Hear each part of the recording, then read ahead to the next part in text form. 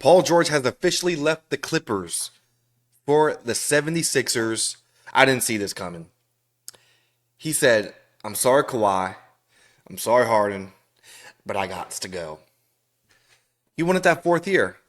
He wanted the fourth year, and the Clippers just said they weren't giving to him because they obviously have a thing where they want to end this shit after 3 years if it's not working. They got Kawhi in the third year. I think they got Harden on 2 years. Still trash. The contract. And they wanted Paul George on 3 years. And he said, no, I want four or I'm gone. They tried to call his bluff, and that shit didn't work. Let's get to the full details, actually. Full details right here. Hold up. Got the wrong thing. Right here. Paul George has agreed to a 4-year, $212 million max contract with the 76ers. He's committed in a meeting with the 76ers officials to return east. All right. $212 million. Bro, I think at the end of the contract he's going to be like 39 or something like that. So I don't blame the Clippers for not giving him the fourth year, but look what they're left with now. They're left with a Kawhi that's never healthy, and guess what? He's going to be playing in the Olympics. You don't think he's not gonna feel something there in the Olympics? Good luck if he's there on opening night for their new arena. Imagine if Kawhi is not there on their opening night for their new arena, and it's just Harden, and he's gonna be he's gonna be fucking bloated and shit. But now they just have Kawhi and they have Harden, and they picked up Derrick Jones Jr. It's a mess. It's a mess. I don't even know where they are in the hierarchy right now in the West. When I make my like tier list before the season, I don't know where I'm gonna put them. They're gonna be around. They're gonna be. Are they better or worse than Golden State? I would say they're worse than Golden State. So they're like outside the play-in maybe right now. Damn, that's tough. Clippers never have it easy. Clippers never have it good. That's what you know. I got some more shit here. This was the actual trade that they pulled off with OKC to acquire Paul George.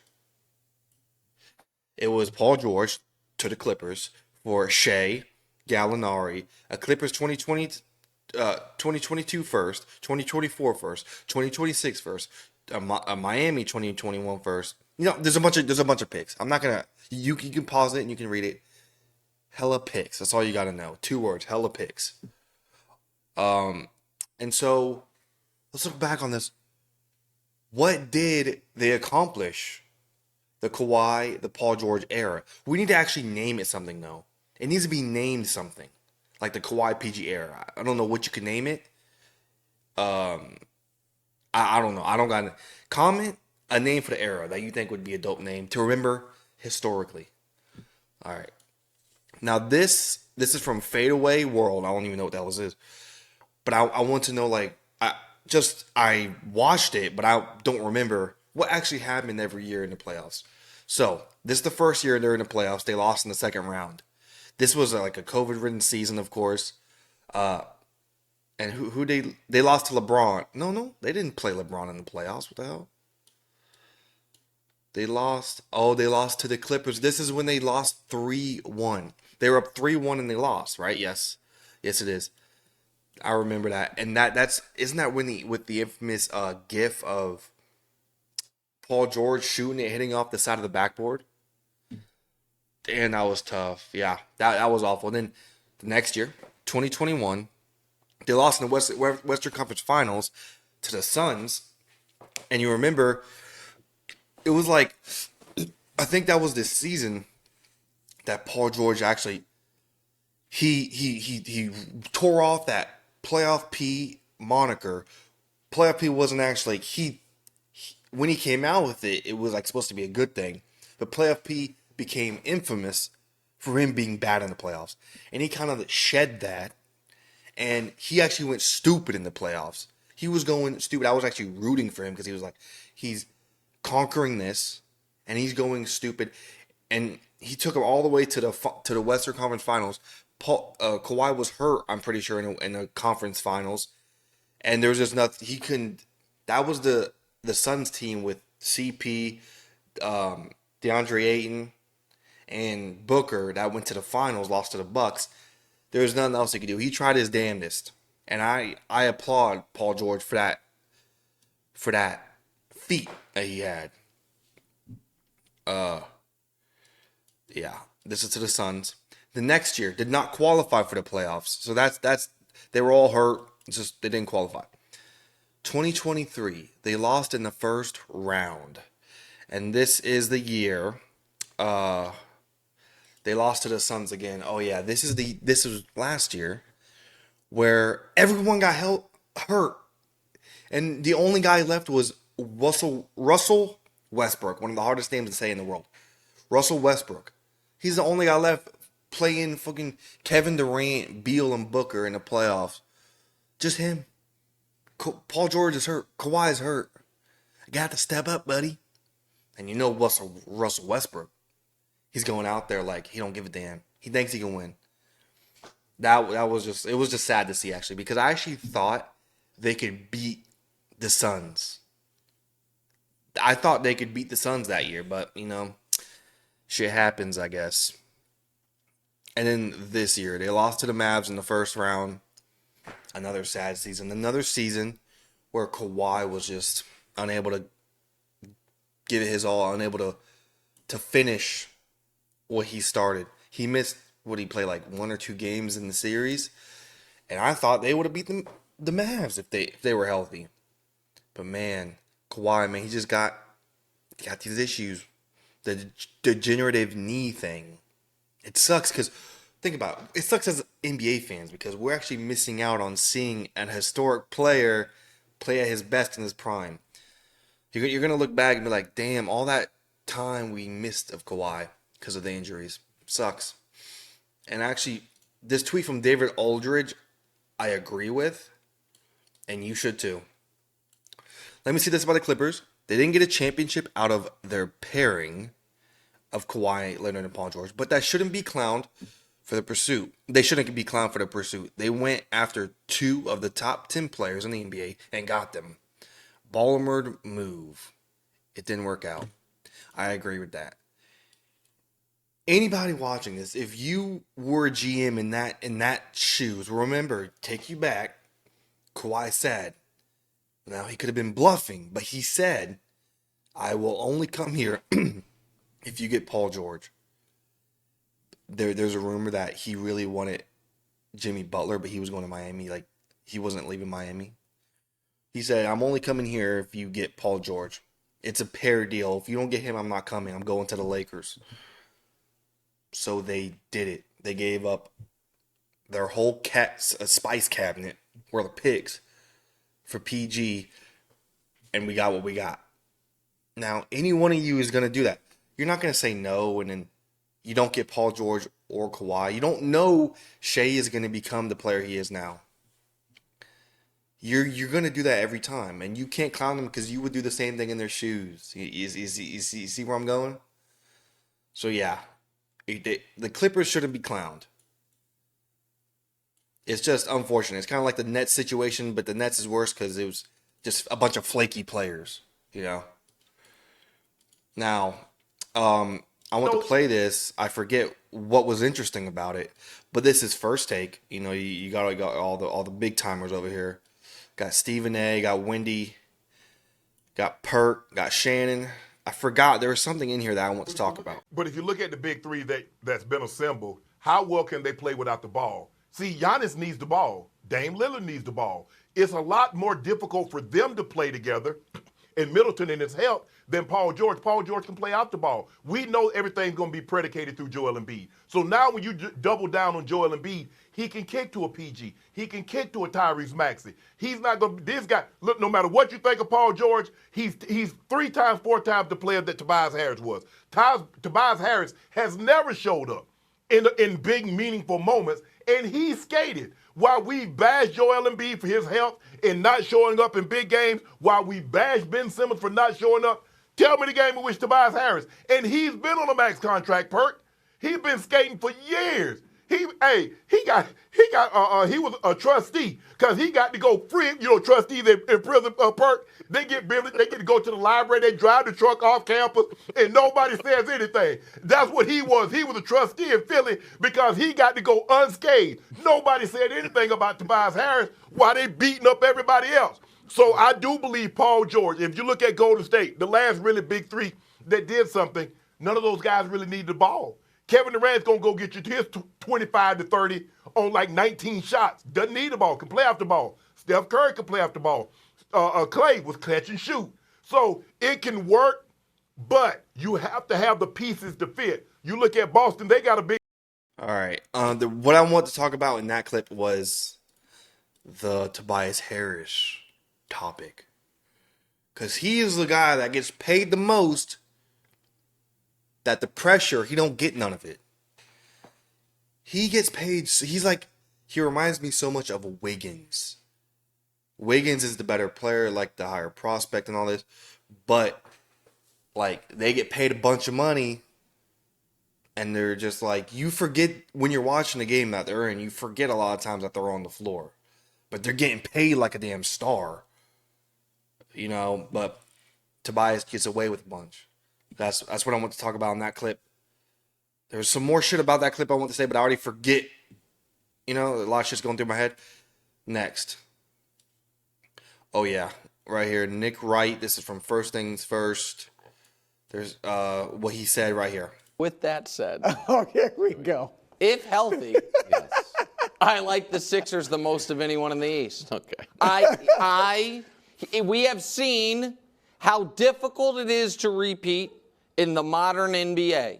We also acknowledge that what we have in Philadelphia, in Embiid, we have never in league history seen a player of his caliber never go on a deep playoff run. He's the only MVP ever to not make it to at least round 3, and all but 2 others have made it at least to the finals, you know what I mean, let alone win it. You then add to it that the Sixers are now, and I understand King of the Hill is not gospel, but I'm just going to show it as a general. It sure ain't. I understand, but you agreed with the general, a lot of the general parameters of it. We can show King of the Hill real quick. They are the only team with 3 guys in the top 25, and the only other team that you could make an argument for is Boston. They're the only one with 3 in the top 25. And as far as Embiid, Max. Anyways, yeah, he's talking about the only team with 3 in the top 25. He's acting like this is like gospel, like this is the set list of 25 players. Is preface it with he's the only team with 3 players in my top 25. That'd be nice. It's just a little gripe, but that's not what I want to talk about. He said that he has Philly as the favorites out the East if everyone's healthy. I can't do that. There's no way. He has Philly as his favorite out the East if everyone's healthy. I still have to have Boston, even though I don't like Boston. I respect them. But I have to have Boston. And you can't say if everyone's healthy, you can't do that. You can do that. Imagine if you did it with the Clippers all these years, you know? You can't. There's always something that happens with Embiid. Always something that happens with Kawhi. You got to take that into account.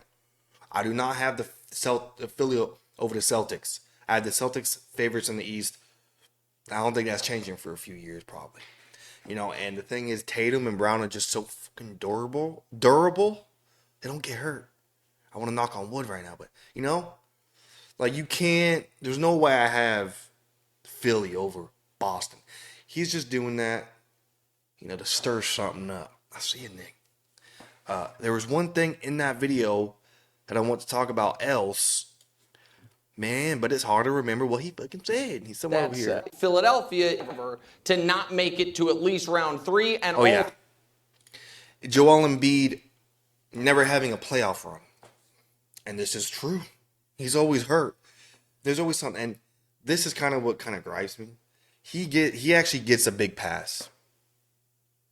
I don't think anyone should be getting hate or anything. I'm just saying he gets a big pass because it's always like an injury that's caused him to not live up to the hype, live up to his stature in the playoffs, he gets a little bit of a pass because you're like, bro, he's injured. You can't say much. So he gets a little bit of a pass. I've kind of been pissed about, you know. So that's that. I got some more shit to go through here. Oh, yeah. This is a classic. This is from Sean Bernard or whatever. Joel Embiid hitting Paul George with the side eye on national television will age at an all-time recruiting move. This is facts. If no one here have seen that, watch this. Come on, Embiid. We know what you're doing, buddy. Great city, great fans.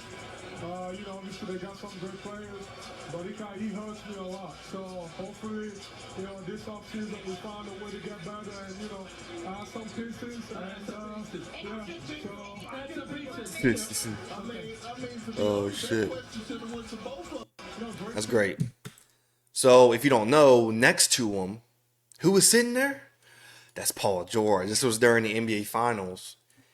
And he's like saying, we need someone on the team. And he looks right at Paul George. That was slick.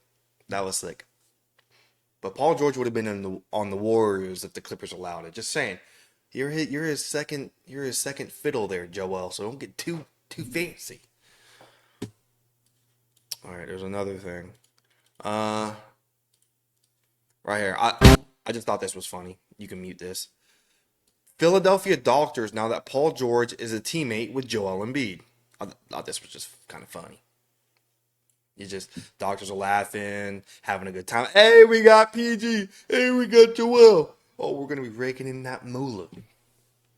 Thought it was pretty funny. I also thought this was extremely funny. I don't know who this is. This is Martavius. He tweets, reactivated just to say Paul George is a bitch. That's funny as shit right there. I like that.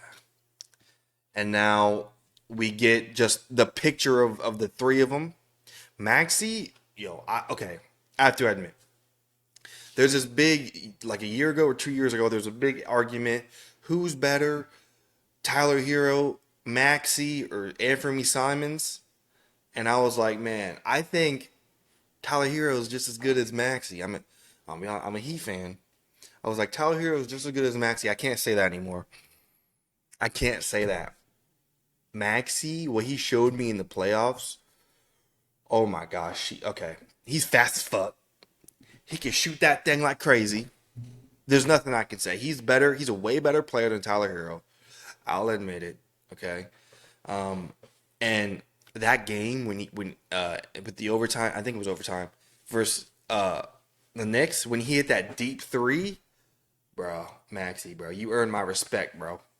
You earned my respect. And this is just showing all the money that the big three are getting. First time in NBA history, three players on the same team, the Sixers, are on a $200+ million contract. We got Joel Embiid 213, Paul George 212, and Maxey 204. Wow. The NBA, the money in the NBA is getting crazy. Next, this was just showing that that Adrian posted that Maxey got the extension. Remember, Philadelphia held out on the Maxey contract. They could have gave him a contract. I'm pretty sure it would have been lower last year. They didn't want to give him the contract. They wanted to wait and see because if they were going to make some moves or something. Now they have to pay him a crazy max right there. So, you wait and you just might get bit in the arse. And then they got Kelly to come back. I still want to know what the hell happened with him. And like that situation with the vehicle where he got ran over or some shit. I still some sketchy shit with that. I really want to know what the answer is to that. And the last thing on this, this is just a side note. This is the new rookie that the Philadelphia 76ers have picked up, and I guess he's like big time into dancing on TikTok. This thing's a little cringy. Like, bro, you just got drafted. Just wait a little bit. He actually did this shit in the facility when he was getting his jerseys and shit. Bro, I can't even watch that. Oh my gosh. So, Paul George is on the Sixers. Who would have thought that?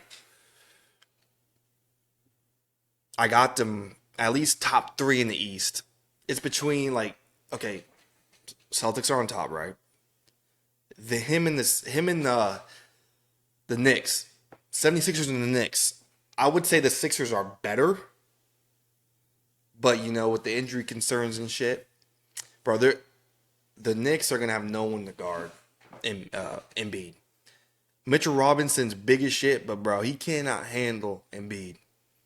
That'll be a good ass fight. There's gonna be some good matchups this year in the East. Finally, now that he have to do something, they ain't doing shit. Pat, wake up, bro. Anyways, felt bad for the Clippers, but they kind of just they started this shit and they got fucked. And now Philly has them. Daryl Morey, good shit. Daryl Morey always makes something happen. Somehow got out of that James Harden shit. Now he's with Paul George. And I think that's initially what he wanted. Initially, when James Harden wanted to trade to the Sixers or to the Clippers, he wanted Paul George for him, but he couldn't get it. And now he's got his guy. So let me know what you think of this deal and this hoopla. I'm excited for next year now. At the end of the season, I'm always like, that was a long season. Some good for some, just take a break for a little bit. But now I'm already like, come on, where's the season at? Let me know if you think the Sixers can compete with the Celtics next year. That's actually what I want to know. Let me know. And then subscribe, all that shit. And I have more videos on the free agency moves around. Check them out. And see ya.